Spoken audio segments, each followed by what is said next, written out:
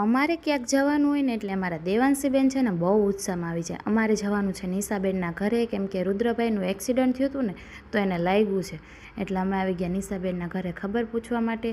અને દેવાંશીબેન છે ને રસ્તામાં સૂઈ ગઈ હતી, ત્યાં પહોંચ્યા ને એટલે જાગી ગઈ. અને જો આને કેટલું બધું હાથમાં લાગ્યું છે, હજી તો ગોઠણે, પગે અને અંગૂઠામાં પણ લાગ્યું. તો મેં પછી પૂછ્યું કે ક્યાંથી પડી ગયા તો મને કે હું ને મારા માસાબે એક્ટિવા લઈને જતા હતા ને તો રસ્તામાં છે ને ગાડી સ્લીપ ખાઈ ગઈ. મેં કીધું વાગ તારો જ હોય, તું જ ગાડી ફૂલ હાંકતો હોય. તો મને કહે ના ના, ગાડી તો માસા હાંકતા હતા. અને તમે આજ કોમેન્ટમાં કહેજો કે તમે ગાડી ફૂલ હાંકો કે ધીમી હાંકો. અને બધા થોડી વાર બેઠા, વાતું કરી. અને આ દેવાંશીબેન જો એની માસી અરે આંબુડું જાંબુડું કરવા માંડ્યા અને સુખડાલીઓ શ્રી રામના કરવા માંડ્યા. પછી અમે બધાએ ઠંડો ઠંડો આઈસ્ક્રીમ ખાઈ લીધો. અને તમે બધા પણ આવી જાઓ આઈસ્ક્રીમ ખાવા માટે. અને દેવાંશીબેન આઈસ્ક્રીમ ખાય એટલે એ છે ને ઢોળા વગર રહે જ નહીં, એને હાથે ખાવું હોય, કોઈ ખવડાવે એમ નહીં.